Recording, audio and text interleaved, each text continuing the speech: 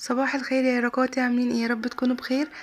طفيت المروحه وحاولت ان صوتي يكون كويس علشان لاحظت في الفيديوهات الاخيره ان انا صوتي مسرسع شويه، فيا رب يكون الصوت مقبول بالنسبه لكم وكويس ومش مسرسع.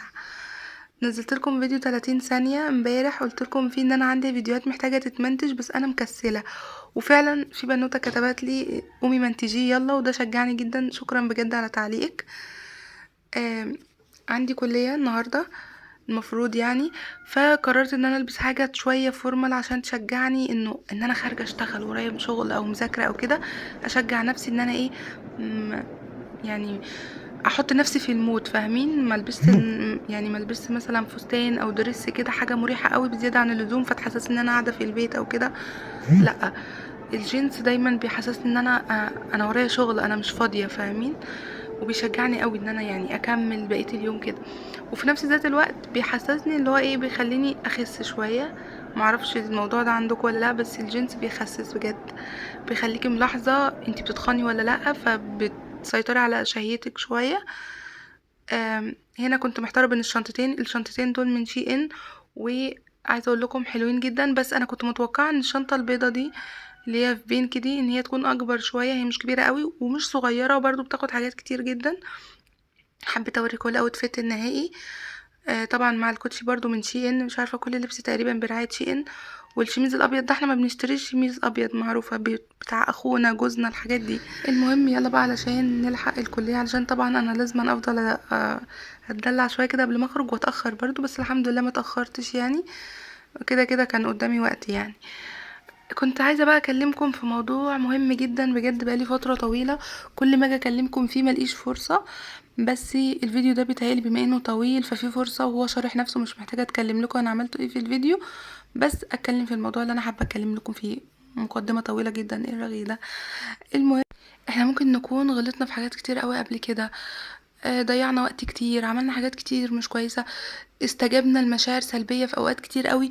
بس بيجي وقت الانسان لازم يفوق لنفسه، اللي هو انا امتى هحسن من نفسي، انا امتى هبص لنفسي بصة تانية، انا امتى مش هقبل ان انا اكون ضحية. هو انا، احنا كلنا ضحايا، احنا عارفين ماشي، ضحايا ظروف تانية، ضحايا ناس تانية، ضحايا اوقات كتير تانية احنا مش متحكمين فيها، ضحايا اهل مثلا، ضحايا صحاب، ضحايا حاجات كتير قوي. بس في نقطة معينة لازم نقف عندها وخلاص، ستوب لحد هنا. انا مش هينفع دلوقتي اكون ضحية، انا لازم دلوقتي حالا اكون انا المتحكم، انا المسيطر على حياتي. لانه لو مشيت في نفس طريق ان انا ضحية، عمري ما هوصل لاي حاجة. يعني مجرد ان انا قاعد في اوضه ضلمه حزين وزعلان ان انا ضحيه، حزين وزعلان من انه صاحبتي عملت وسوت فيا كذا، مامتي عملت وسوت فيا كذا، بابايا كان فيه وفيه وفيه، جوزي مش عارف ايه مضايقني وتعبني ومزهقني، العيال مش عارفه اربيهم. كل دي حاجات احنا بس هتفضل توقفنا وتقعدنا في مكاننا في كورنر كده ضلمه.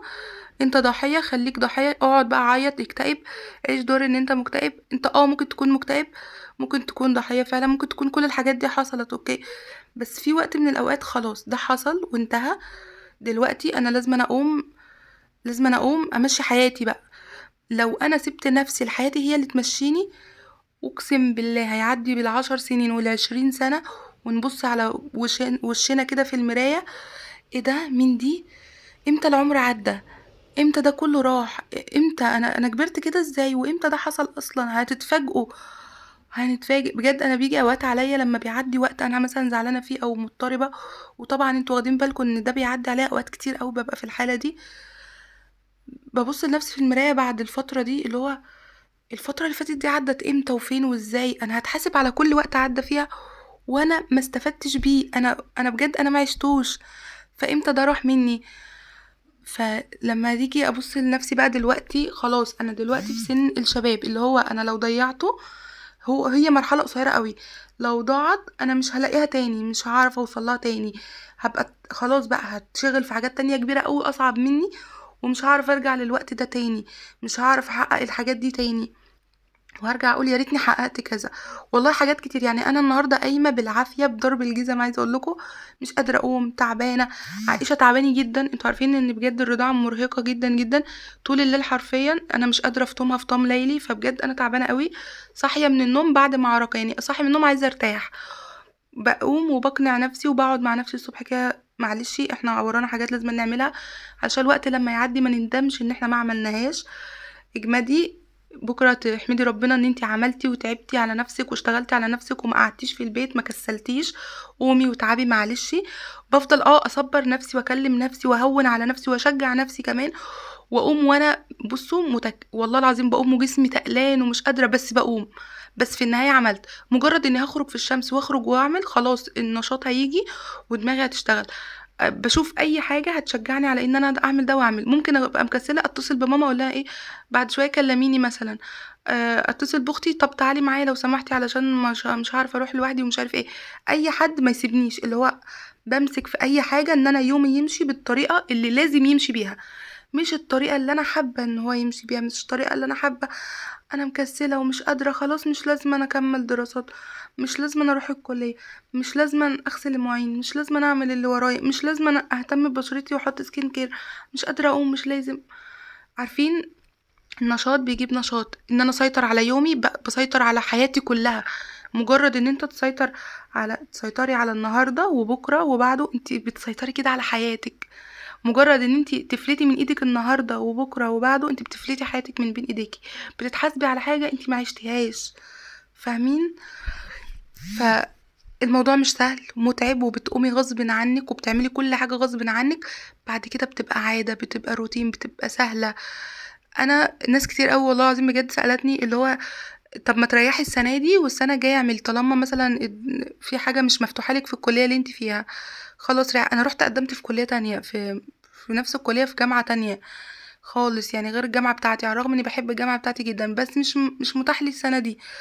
بس انا كان رايي ان انا لو قعدت السنه دي في البيت واجزت في البيت، هكسل اقدم السنه الجايه، وهلاقي نفسي خلاص ريحت ودماغي هتنسى الشغل، هتنسى المذاكره، هتنسى المواد. فقلت لا، انا هكمل حتى لو في كليه تانية، حتى لو في جامعه تانية، هكمل حتى لو ايه يعني. ساعتها بقى لو عرفت ارجع جامعتي ابقى ارجع، ما عرفتش مش مشكله، بس انا هكمل ورا بعضه. الدايره خلاص وانس انها بدات بتكمل، انما لو قعدت هقعد. عارفين لما يجي اجازه اخر السنه وتيجوا تبداوا السنه الجديده، فتحسوا انتوا مش قادرين تبداوا السنه الجديده ونسيتوا المذاكره ونسيتوا تمسكوا القلم ونسيتوا الحاجات دي. اهو دي بقى المشكله، ان انتوا ما تقعدوش مده طويله تنسيكوا عن اي حاجه. انا كلامي مش عن مذاكره بس، والله العظيم انا كلامي عن كل حاجه في حياتكم عايزين تحققوها. الشغل نفسه، مجرد ان انا عايزه ابدا مشروع، انا لو قعدت اتكاسل يوم ورا التاني ورا التالت انا مش هوصل، مش هعمل ده. لو قعدت افتكر الحاجات الوحشه اللي في حياتي، اقسم بالله ما هتكفلها عمري اللي جاي كله. كميه حاجات وحشه يا الله. بس لما بفتكرها دلوقتي بشوف قد ايه انا كنت شجاعه، قد ايه انا كنت كويسه، قد ايه انا فخوره بنفسي اني قدرت اكمل والحاجات دي ما هزمتنيش. هنكمل كلامنا في الموضوع ده ومواضيع تانية كتير في فيديوهات تانية كتير جاية كتير. بس اكيد مش محتاجة اقول لكم تعملوا لايك للفيديو ده عشان بجد بتشجعوني، وكومنت. يعني بجد والله العظيم كومنتاتكم دي بتبقى في قلبي ومش بنساها، فما تنسوش ده. باي باي.